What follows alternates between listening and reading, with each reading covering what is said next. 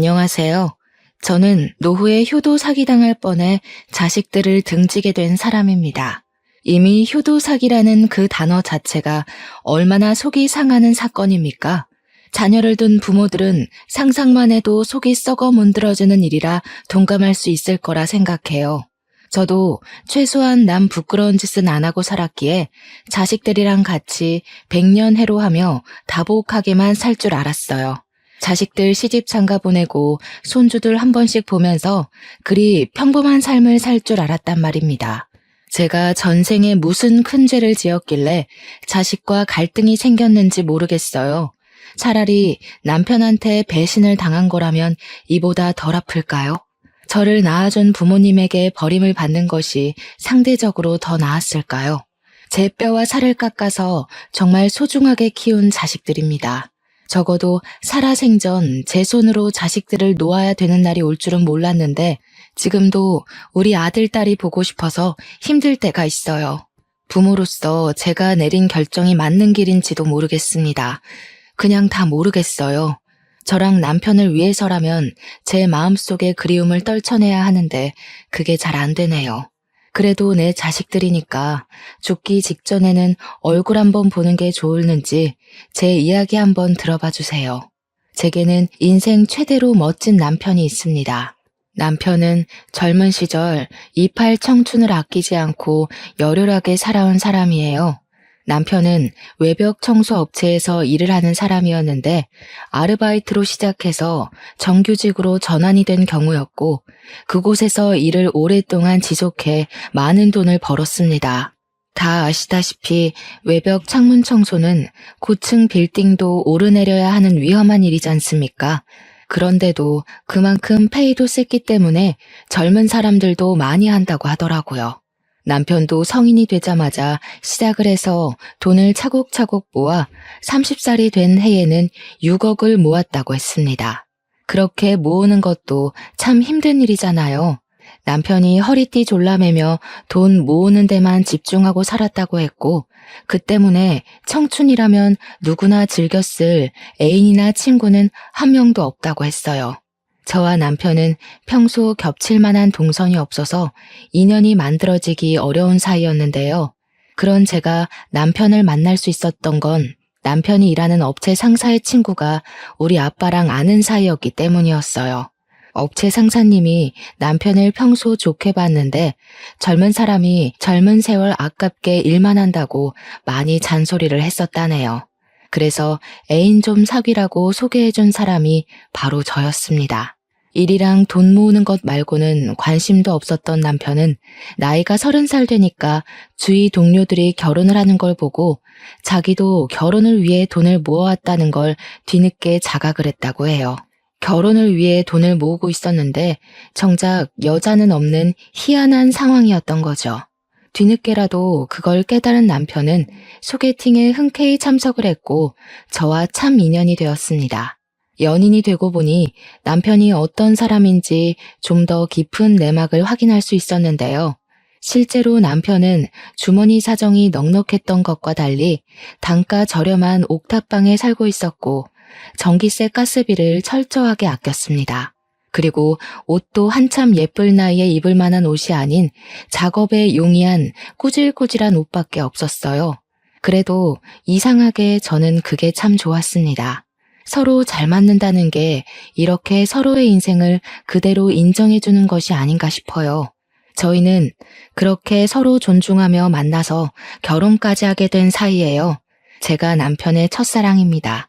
TV나 드라마를 보면 청년, 중년, 장년 할 것 없이 남녀 짝을 이루는 연애 프로그램이 종종 방영을 하잖아요. 저는 두어 번 남자를 만나봤고 남편이 첫 번째 남자는 아니었는데 남편은 제가 첫사랑이다 보니 이혼하지 않는 이상 다른 여자를 못 접해보지 않습니까? 그게 왠지 아쉬울 것 같아서 남편에게 슬쩍 물어보면 남편은 꼭 저를 반성하게 만들었습니다. 당신이랑 잘 먹고 잘 살 생각만 해도 바쁜데 무슨 다른 사람 생각까지 해? 나 그렇게 몸 여러 개인 사람 아니야. 나한테는 당신만으로도 충분히 과해. 남편이 어떤 사람인지 짐작이 되실지 모르겠어요. 남편은 항상 저더러 자기한테 과분하다고 하는데 저야말로 남편이 너무 과분하게 좋은 사람이라서 나쁜 생각을 할 겨를이 없습니다.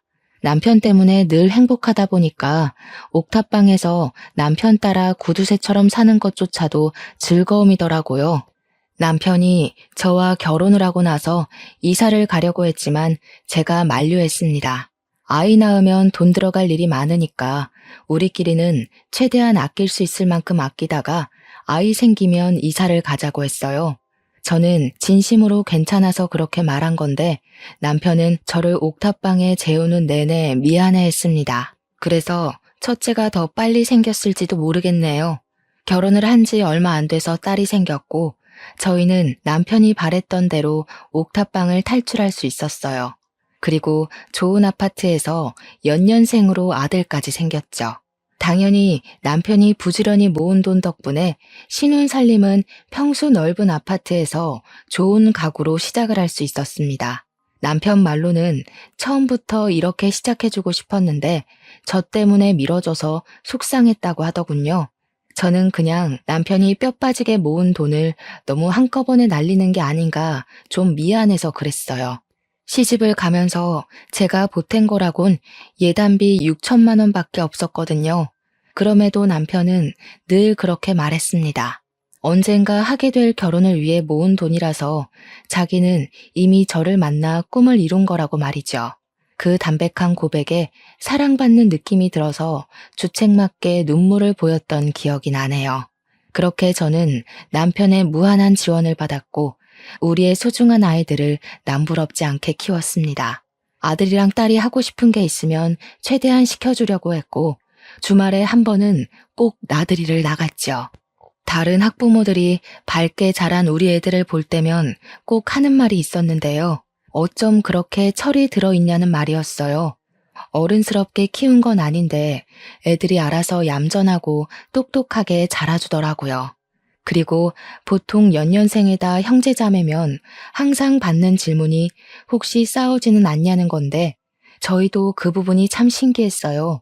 우리 애들은 크게 싸우질 않더라고요. 다른 집안에 비해 크게 부모 속을 썩이는 부분도 없었습니다. 저랑 남편은 아이들에게 큰 소리를 한 번 낸 적이 없어요. 그럴 필요 없이 아이들이 알아서 서로에게 양보하고 공부하고 잘 어울려 지냈거든요. 이렇게 말하면 좀 잘난 척하는 것 같겠지만 아마 저희는 성실하게 살아서 애들도 그걸 보고 배운 게 아닌가 그렇게 생각할 수밖에 없었어요. 근데 또 반대로 저희 부부가 자식을 보고 깨닫고 배우는 것도 많았습니다. 심지어 애들이 주는 효도는 여기서 끝이 아니었어요. 바람직하게 자란 둘은 사이좋게 명문대까지 입학을 했고 번듯한 직장인이 되었는데요. 미성년자라 하지 못했던 능력으로도 저희에게 마음을 표현해 주더라고요. 바로 용돈 말이죠. 아들이랑 딸이 첫 월급을 받고 우리에게 그 금액을 고스란히 건네준 적이 있었어요. 신이 나서 월급을 내미는 애들을 보면서 저희는 수고 많았다고 다독여주기보단 급하게 손사래를 쳤습니다. 아유, 됐다. 우리가 돈이 없는 것도 아닌데 내 새끼들 코 묻은 돈을 어떻게 받니? 너희들이 고생해서 번 돈인데 너희 하고 싶은 거 이참에 잔뜩 해보면서 써. 그래, 엄마 말이 100번 맞다. 마음만 받은 걸로 할 테니까 앞으로 우리한테 용돈 같은 건 안 줘도 돼. 아직도 이 엄마 아빠 눈에는 한참 아기 같은데 줘도 우리가 용돈을 줘야지. 저희 부부가 적극적으로 나서서 사양을 하면 아들이랑 딸은 표정을 시무룩하게 죽이면서 꼭 그런 말을 했습니다. 엄마 아빠도 고생해서 번 돈으로 우리 먹여 키운 거 아니야? 엄마 아빠 고생에 비하면 이 정도 돈은 아무것도 아니거든. 이럴 땐 그냥 눈 딱 감고 받아주는 거야. 고생했다고만 하면서. 나도 그렇게 생각해. 솔직히 잔뜩 모아서 한 번에 주고 싶었는데 첫 월급이 좀 의미 있는 거니까 준비한 거야. 우리 뻘쭘하다. 좀 그냥 받아줘. 얼마나 기특한 녀석들입니까? 저희가 그다지 이렇게 저렇게 키우겠다는 신념을 갖고 있었던 것도 아닌데 어쩜 하는 짓마다 일이 고마운 건지 눈물이 다 나더라고요. 저랑 남편은 애들만 잘 키워놓으면 그야말로 잘 산 인생이라고 생각했을 정도로 자식들의 올곧은 삶이 곧 우리의 소원이었습니다. 아직 애들이 살아갈 날은 많고 이제 겨우 직장으로 첫 발을 내디딘 건데도 이만하면 참 잘 키웠다고 소원을 이루었다고도 생각했어요. 애들한테 그렇게 말하기도 했고요.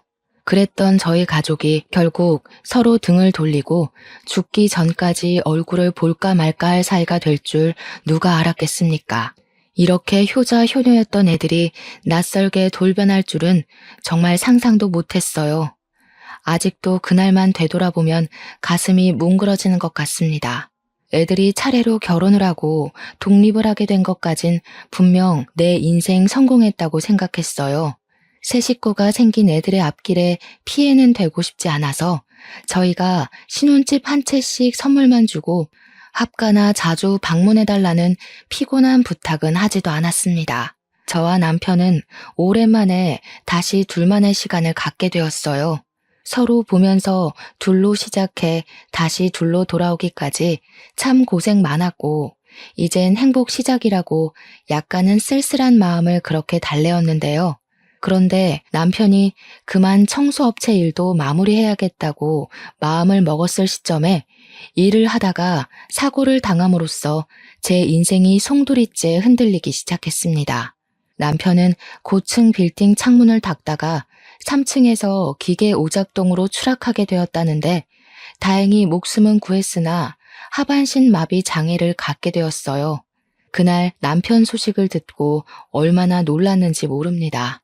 병원까지 달려가면서 제발 목숨만은 건지게 해달라고 그렇게 하늘에 빌었어요. 아들 부부랑 딸 부부도 남편 병문안을 와서 자기 아빠를 참 많이 걱정했어요. 그때가 우리 가족끼리 오랜만에 모인 건데도 반갑다고 안부 나눌 여유조차 없더라고요. 남편이 무사히 깨어난 건 정말 감사한 일이지만 하반신 마비뿐만 아니라 남편 머리도 살짝 다치는 바람에 언어 쪽에도 문제가 생겨 남편 말이 어눌해졌어요. 너무 속상하고 남편이 불쌍해서 저랑 자식들이 많이 울었습니다. 그럼에도 남편은 그놈의 집안 가장이란 게 뭔지 그런 책임감 때문에 절대 우리 앞에서 눈물을 안 보이더라고요. 그냥 우리들 손을 한 번씩 꼭 잡아주면서 어렵사리 미안하다고만 했습니다. 뭐가 미안하다는 건지 모르겠어요. 이미 모은 돈도 많았고 딸이랑 아들도 다 자기 살 길 잘하고 있어서 더 이상 지원해줄 필요가 없는데 미련하게 착하기만 해서는 자기 다친 걸 왜 사과하고 있는 건지 남편이 그렇게 말할 때마다 속상해서 죽을 뻔했습니다.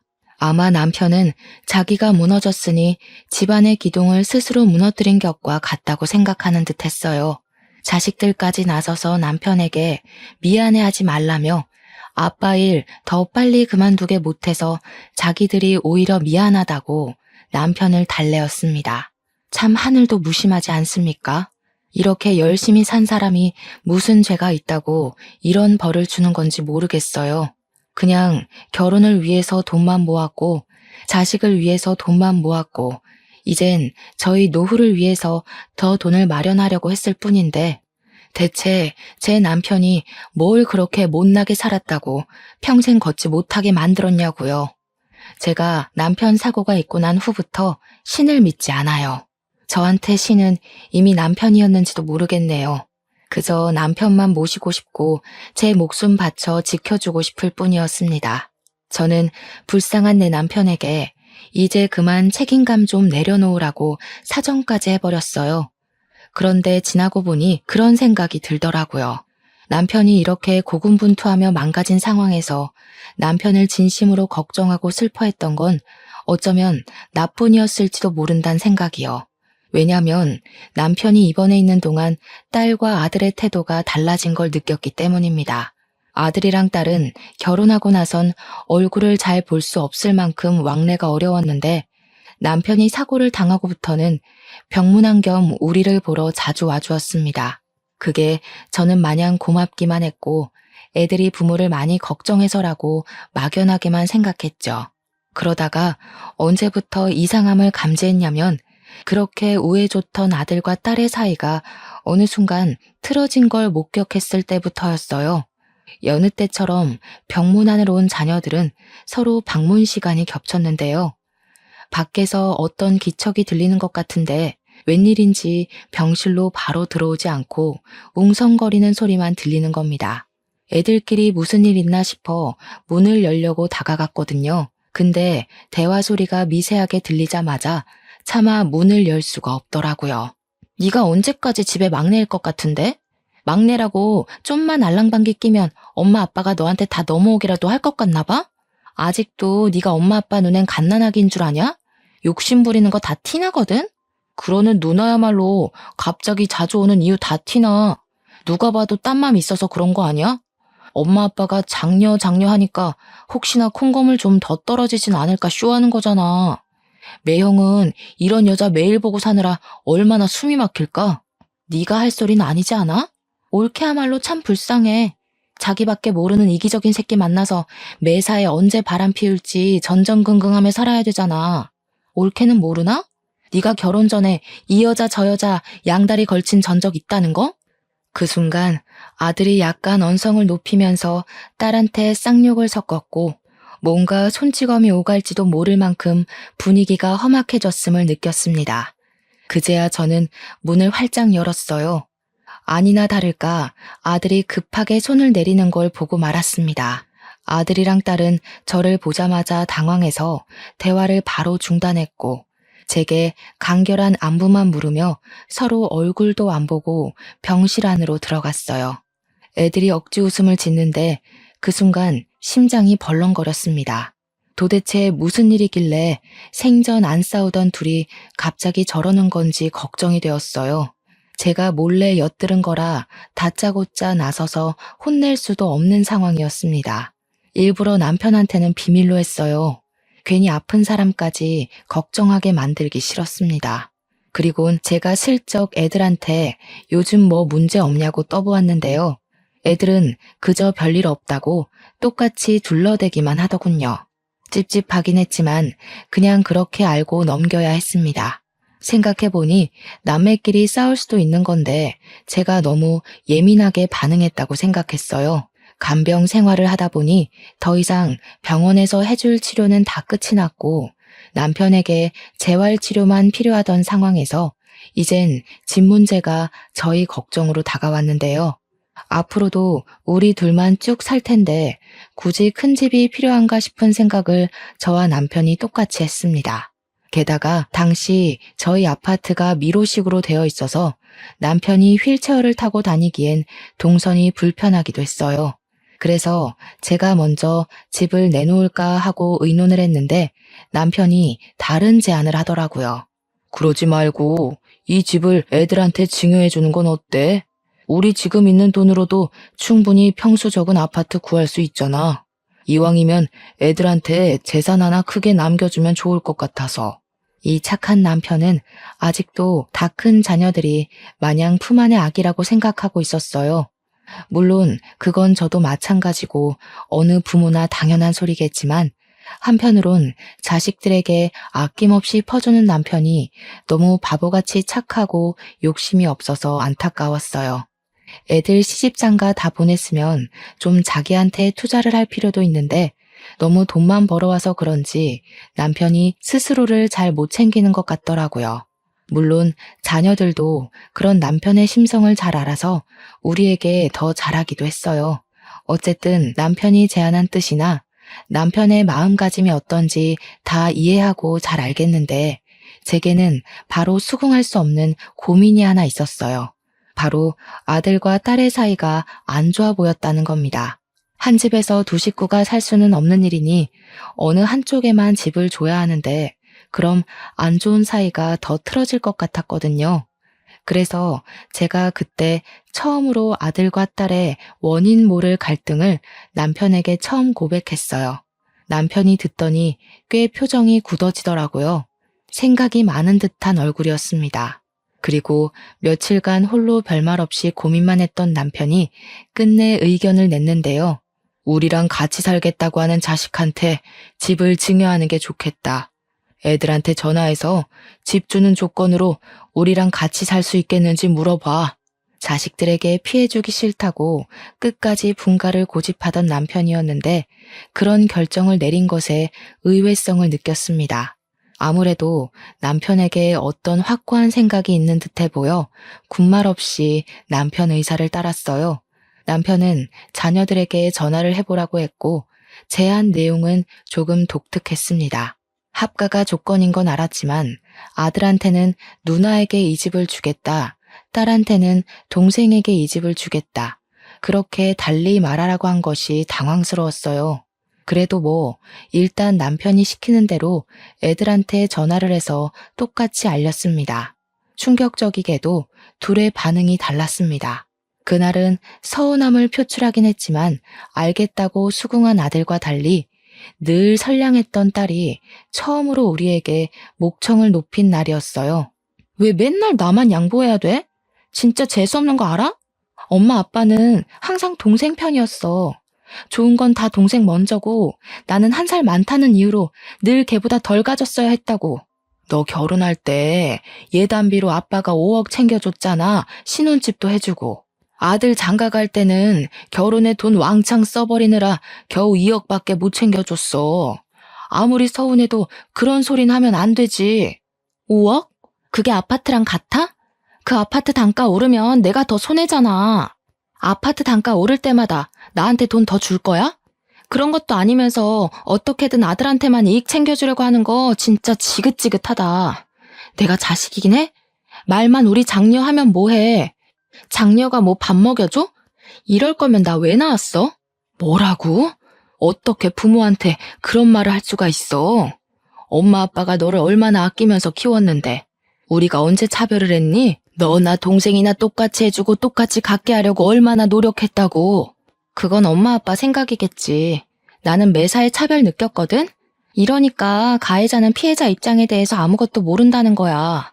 이럴 거면 차라리 아들 하나만 낳아서 차별을 모르게 하지. 왜 나를 낳아서 짜증나는 꼴을 보게 만들어? 저는 딸의 원망이 충격이었지만 제 옆에서 남편은 묵묵하게 딸의 막말을 듣고만 있었습니다. 다신 연락하지 말라고 꼴 보기 싫다고 하던 딸은 자기가 줬던 용돈까지 내놓으라고 했어요. 딸이 우리가 자식들이 준 용돈을 안 쓰고 있다는 걸 알고 있었거든요. 내 돈 필요 없잖아. 나도 편애하는 부모한테 내 돈 안 쓰고 싶거든? 그렇게 아끼는 아들 자식 돈만 받았어. 오늘 저녁에 당장 내 돈 입금해놔. 안 그럼 집 가서 다 깽판 칠 거야. 처음 보는 딸의 이면에 정말 실망했습니다.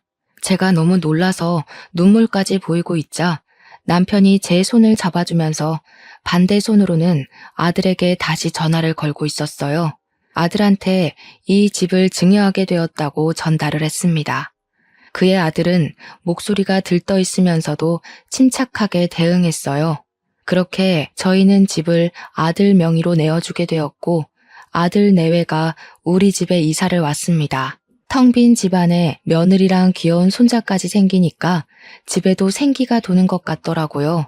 손자가 당시 4살이었는데 얼마나 통통 뛰면서 할머니, 할아버지 하며 잘 따르던지 우리 애들 커가는 거 보는 것과는 또 다른 행복을 느꼈어요. 아들과 합가를 한 지 한 달 지나면서 차츰 가정에도 안정이 찾아왔습니다.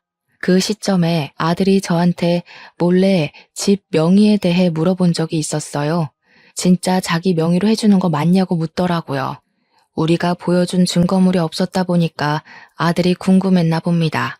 그래서 저도 확실하게 너네 아빠가 그런다고 약속했고 아빠는 한 입으로 두말하는 사람 아니라고 말해주었어요. 명의 변경된 자료까지 보여줬더니 아들이 고맙다고 안아주더라고요. 역시 내가 기댈 곳은 엄마 아빠 품밖에 없어. 엄마 아빠랑 같이 사니까 꼭 옛날로 돌아간 것 같아. 나 직장일 때문에 많이 힘들었거든. 와이프가 내조 잘해주긴 하는데 그래도 가장 책임이라는 게 진짜 무겁더라고. 엄마 아빠가 우리 키우면서 얼마나 고생했는지 다시 돌아보게 됐잖아. 저희는 정말 잘 지냈습니다. 며느리도 다리 불편한 제 남편에게 정말 잘했고 저랑도 엄마랑 딸처럼 편하게 지냈어요. 그 와중에도 딸이 우리를 돌아선 건 너무 속상했습니다. 저희는 정말 차별한 게 없는데 말이죠. 그래도 최대한 딸의 입장을 이해하려고 했더니 서운했을 것 같긴 하더라고요. 딸의 문제는 남편에게 잘 말해서 재산 상속을 미리 분할하는 게 어떻겠냐고 의논을 해볼 예정이었습니다. 당시에도 딸은 제 전화를 계속 안 받고 있었거든요. 연락을 안 받으니 아들 부부와 다복하게 지내는 동안에도 제 마음 한편은 늘 고구마를 삼킨 것 마냥 갑갑했습니다. 역시나 남편도 마찬가지로 딸에 대한 걱정을 계속 품고 있었더라고요. 물론 저랑 남편이 사후 재산을 상속하기엔 아직 기력이 쇠한 건 아니었기에 상속 문제는 당장 눈앞의 일로 생각하지 않았어요. 그리고 어느 날 저의 불행이 본격적으로 시작이 되었는데요. 남편이 재활 치료를 받아봐야겠다고 외출하기 시작한 지 2달 정도 되었을 때 지옥이 찾아왔습니다. 원래는 항상 제가 동행을 했지만 그날따라 남편이 혼자 다녀오겠다고 고집을 부리더라고요. 남편이 여전히 휠체어를 타고 있던 신세라 홀로 두기에 걱정이 되었습니다. 하지만 남편의 뜻을 존중해 홀로 보내게 되었죠. 그리고 충격적이게도 그날로 남편을 잃어버리게 되었습니다. 남편의 행방불명 때문에 집안이 난리가 났었어요. 아들은 경찰에 신고했고 며느리는 집 주위를 둘러보거나 재활병원에 연락하면서 남편을 수소문에 찾기 시작했죠. 그 와중에 딸은 계속 연락이 안 되더라고요. 문자로 네 아빠가 실종되었다고 했고 제 문자를 읽은 표시가 떴는데도 전혀 연락이 안 왔습니다. 그 순간만큼은 딸이 너무 원망스러웠어요. 어떻게 네 아빠가 없어졌다는데도 그깟 돈 때문에 부모를 등질 수가 있니? 네 누나를 어쩌면 좋냐? 아들아, 네 누나 도대체 왜 이렇게 변해버렸다니? 엄마 아빠 속상할까봐 이런 말 안 하려고 했는데 누나 원래 그랬어.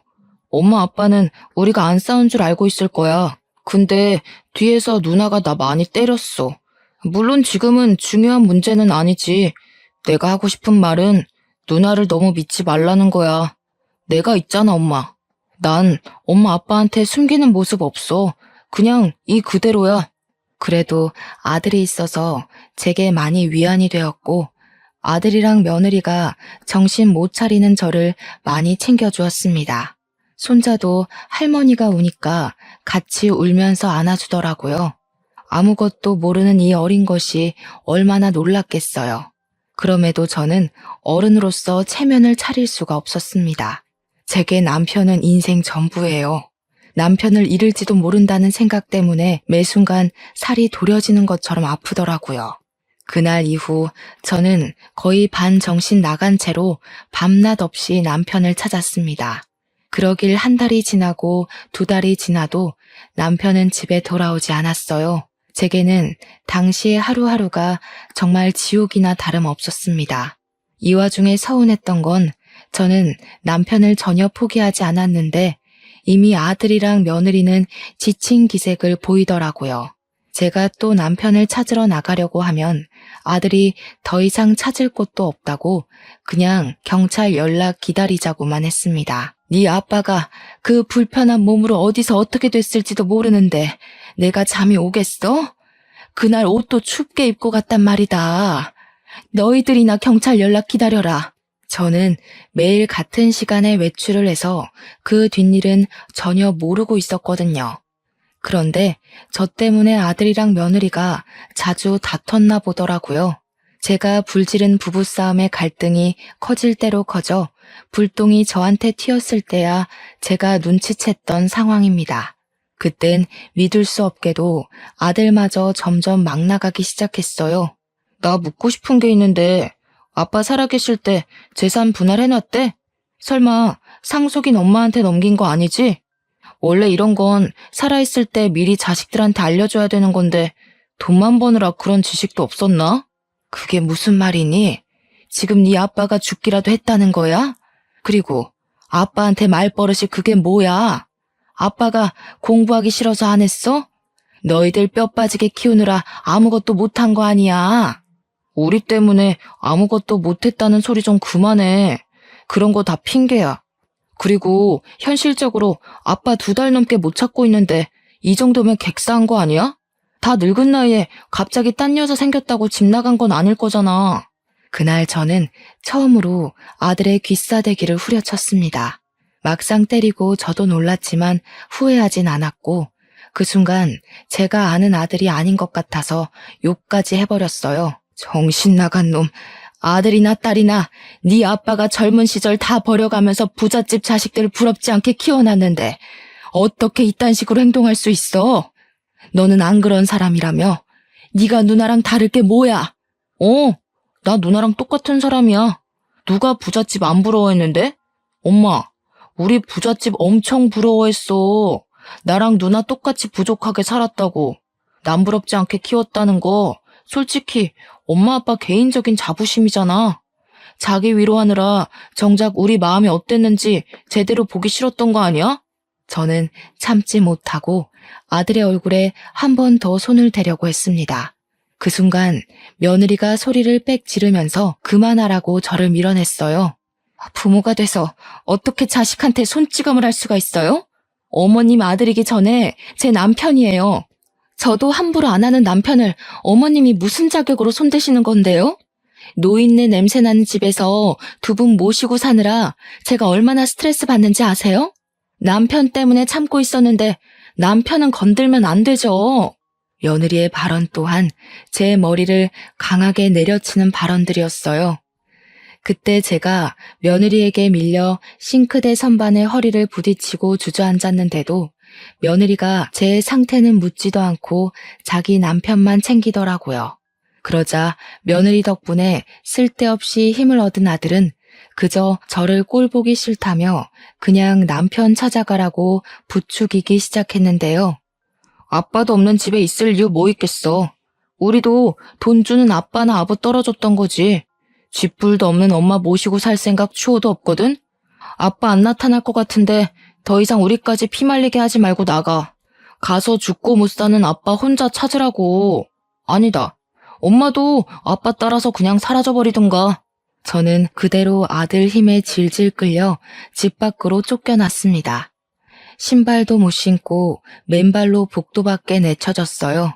급하게 문을 두들겼지만 아들이 문을 열어주지 않더라고요.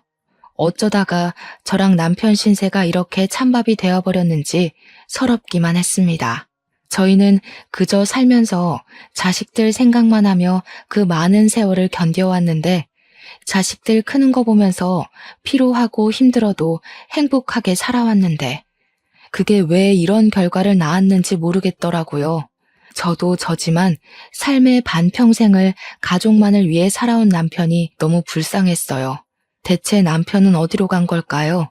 집 밖으로 쫓겨난 저는 복도만 전전하며 아들이 출퇴근할 때마다 집으로 들어가려고 사정했지만 아들이 결국 경비실까지 신고를 해버리는 바람에 1층으로 끌려 내려와 버렸습니다. 저는 그렇게 아파트 주위를 떠나지도 못하고 아파트 입구 밖에서 망연자실한 채 쭈그려 앉아 있었어요. 몇 길을 굶은 바람에 노숙자가 되어서 정신을 잃었던 것 같습니다.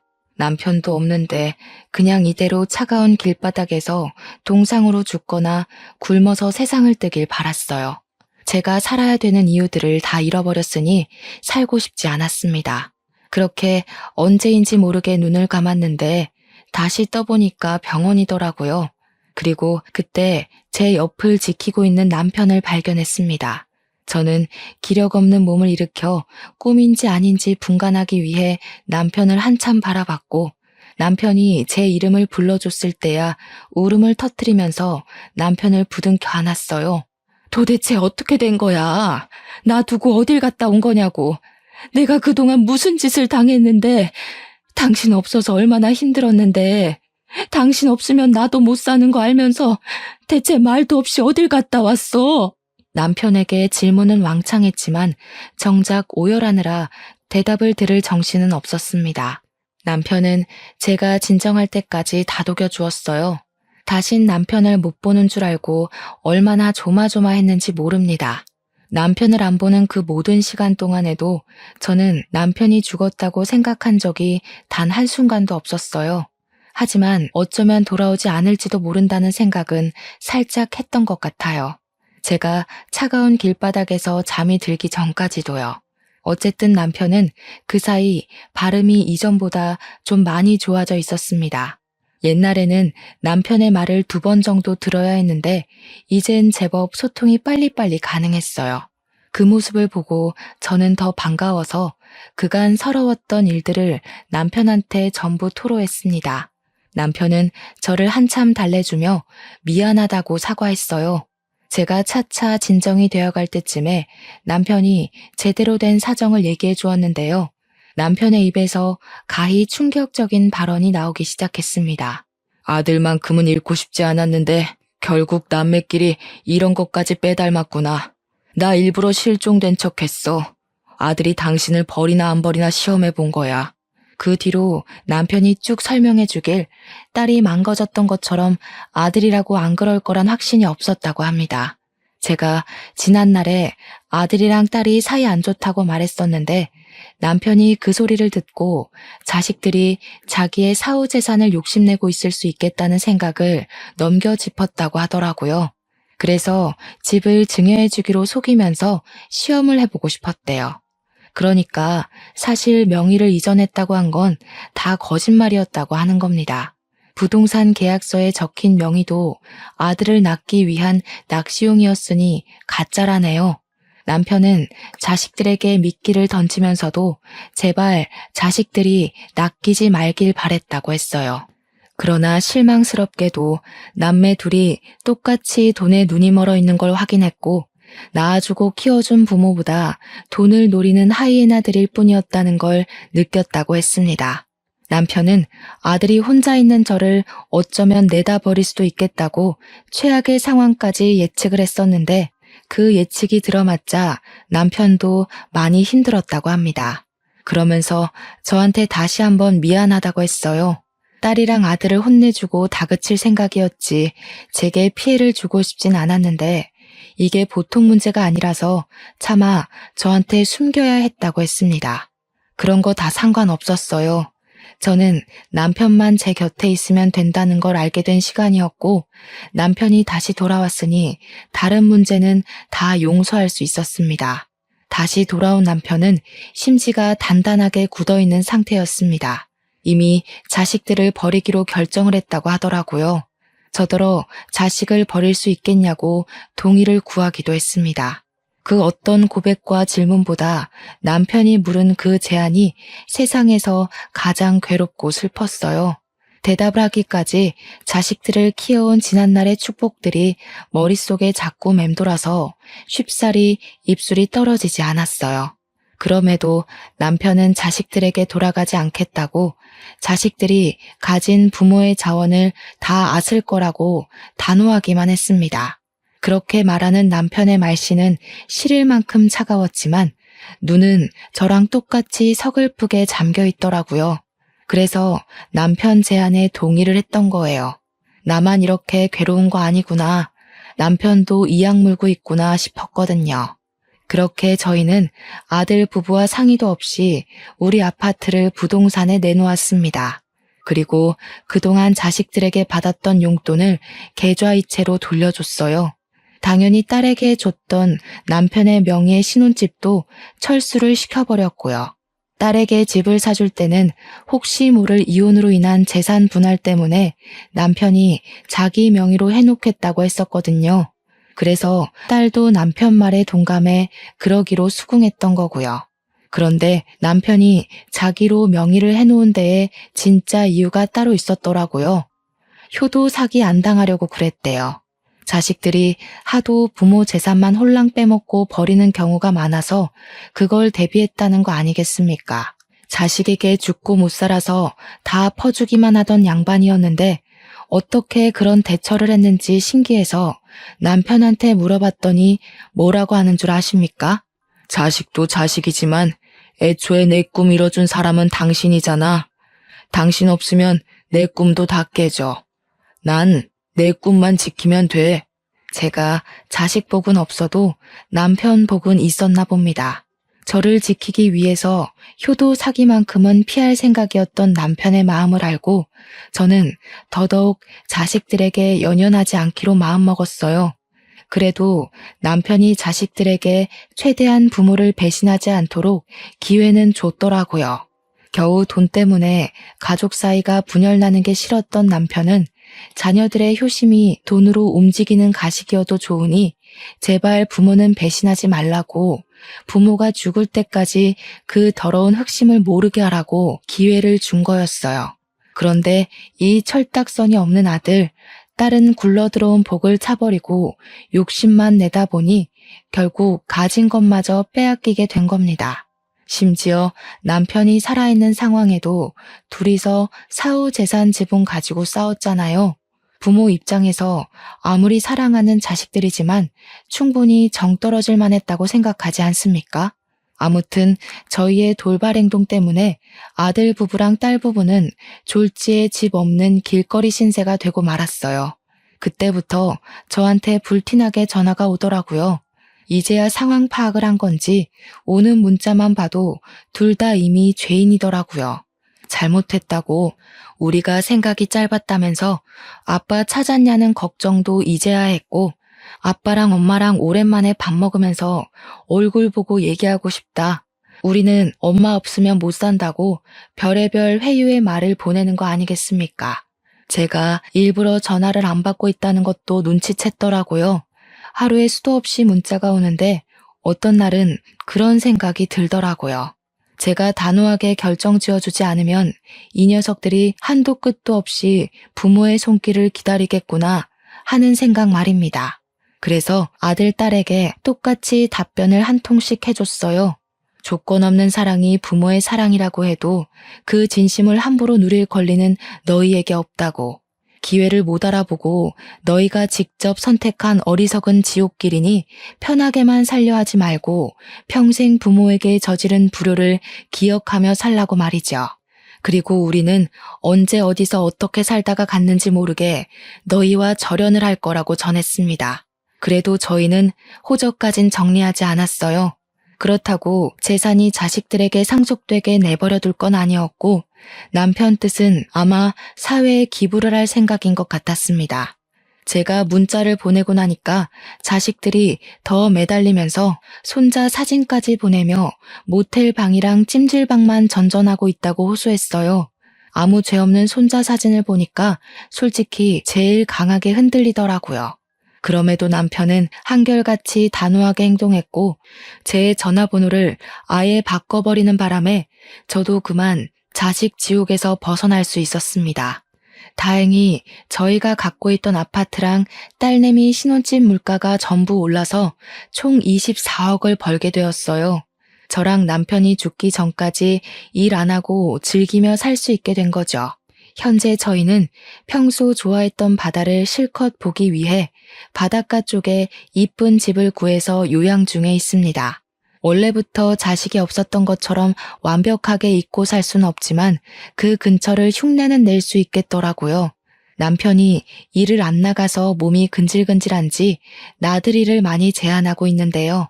바다를 구경하고 바깥을 나돌 때면 자식들 생각 일체 안 나고 남편이랑 연애 때 데이트를 했던 순간들만 회상이 되었어요. 자식을 위해 살았고 자식밖에 없을 줄 알았던 인생이라 생각했는데 남편의 노력 덕분에 저는 또 새 삶의 기회를 얻은 것 같았습니다. 이젠 누군가를 위해 사는 것이 아닌 진정으로 저만의 인생을 누리며 남은 삶을 보낼까 합니다. 당연히 사랑하는 사람과 함께요. 결론은 자식에게 퇴짜 맞았다는 속상한 이야기였지만 드넓은 세상에 다양한 사정이 있는 건 당연한 거라고 봐주시면 좋겠어요. 세상에 정답인 개인사가 어디에 있겠습니까? 저도 청취자분들의 개인적인 삶을 존중하고 응원합니다. 이걸 해피엔딩이라고 해야 할진 모르겠네요. 그래도 저는 아마 행복할 겁니다. 다들 주어진 시간에서 소중한 사람들과 좋은 일만 찾아 누리길 바래요. 감사합니다.